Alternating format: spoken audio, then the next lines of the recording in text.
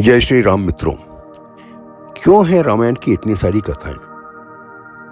अरे, रामायण एक ऐसी कहानी जो हर एक भारतीय के हृदय में बसी है।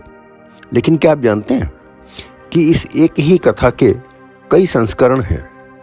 कहीं राम एक योद्धा हैं, कहीं ईश्वर, कहीं सीता आदर्श नारी है तो कहीं स्वयं शक्ति का स्वरूप। तो आखिर क्यों है रामायण की इतनी सारी कथाएं? आइए जानते हैं रामायण के विभिन्न रूपों की अद्भुत यात्रा। रामायण एक ऐसा महाकाव्य जो सद्गुण, सम्मान, त्याग और प्रेम, इनकी डोर में मानवता को पिरोता है। सदियों से अनगिनत बार सुनाया गया, गाया गया और बार बार लिखा गया है। हर बार, हर युग और हर संस्कृति ने इसे अपने दृष्टिकोण से प्रस्तुत किया है। हर एक कथा में एक अलग स्वाद है, एक अलग दृष्टिकोण है कि राम की यात्रा और सीता की मुक्ति का अर्थ क्या है।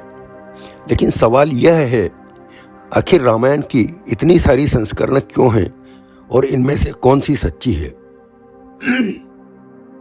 सच तो यह है कि रामायण कोई पत्थर पर लिखी कहानी नहीं, बल्कि एक जीवंत गाथा है जो समय के साथ बदलती है फिर भी शाश्वत रहती है।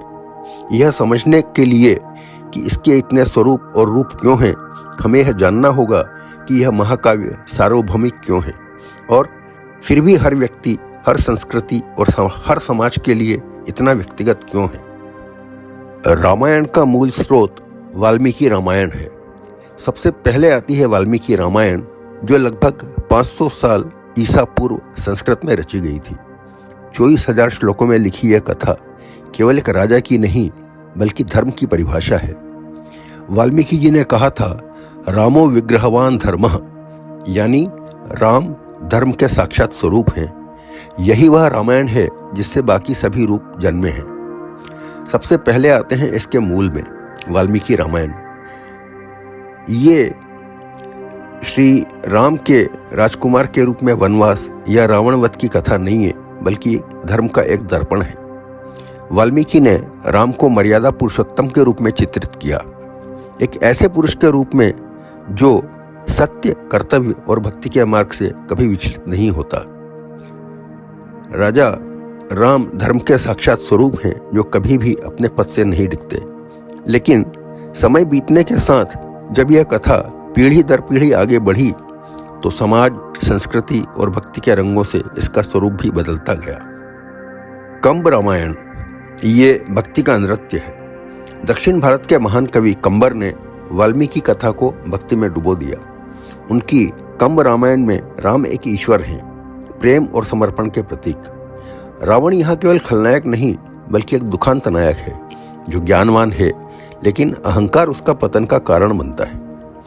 दक्षिण भारत में तमिल कवि कंबर ने वाल्मीकि की कथा को अपनी भावनाओं और भक्ति से सजाया, जिसे कंब रामायण कहा जाता है।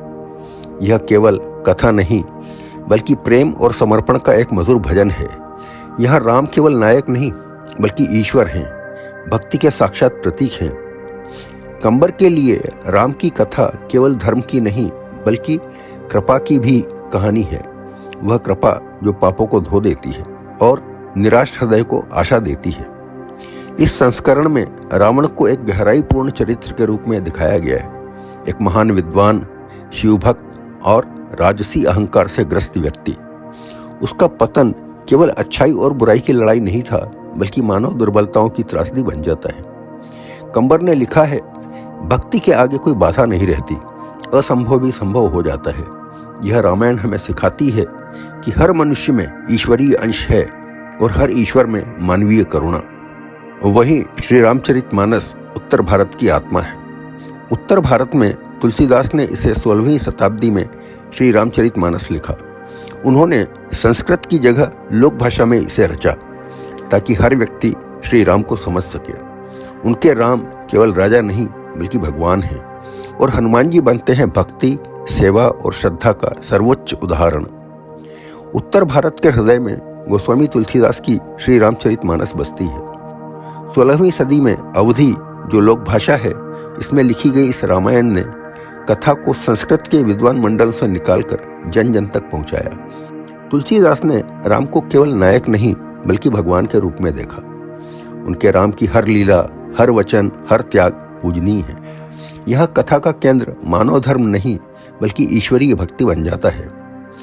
इस रामायण में हनुमान जी की भक्ति एक प्रमुख संदेश है कि निस्वार्थ सेवा और अटूट श्रद्धा से ईश्वर स्वयं प्रकट होते हैं। जैसा कि तुलसीदास जी लिखते हैं, जहाँ भक्ति वहाँ संदेह नहीं, हृदय निर्मल होता है और सब इच्छाएं पूर्ण होती हैं। इनके अलावा भी एक रामायण है जिसमें सीता का सशक्त स्वरूप वर्णित किया गया है, वो है कृतिवास रामायण। बंगाल की कृतिवास रामायण में सीता केवल पतिव्रता नहीं बल्कि शक्ति और आत्मबल की मूर्ति है। यहाँ वह धैर्य और स्वाभिमान का प्रतीक है और रावण को भी एक महान लेकिन त्रुटिपूर्ण राजा के रूप में दिखाया गया है। पूर्वी भारत में बंगाल के कवि कृतिदास ओझा ने रामायण को नया आयाम दिया। उनकी कृतिवास रामायण में कथा को एक स्थानीय रंग मिला और सबसे महत्वपूर्ण बात, सीता के चरित्र को सशक्तता का प्रतीक बताया गया। यहाँ सीता केवल पतिव्रता नहीं बल्कि धैर्यवान और आत्मबल की मूर्ति है। उनकी आंतरिक शक्ति पूरी कथा की नींव बनती है।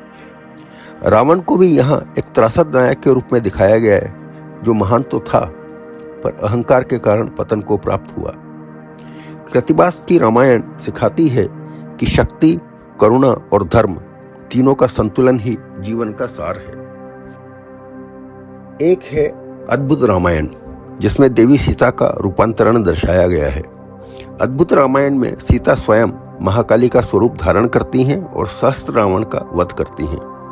वाल्मीकि परंपरा से ही उत्पन्न अद्भुत रामायण एक अनोखा दृष्टिकोण प्रस्तुत करती है। यह कहानी केवल राम पर नहीं बल्कि सीता की दिव्यता पर केंद्रित है।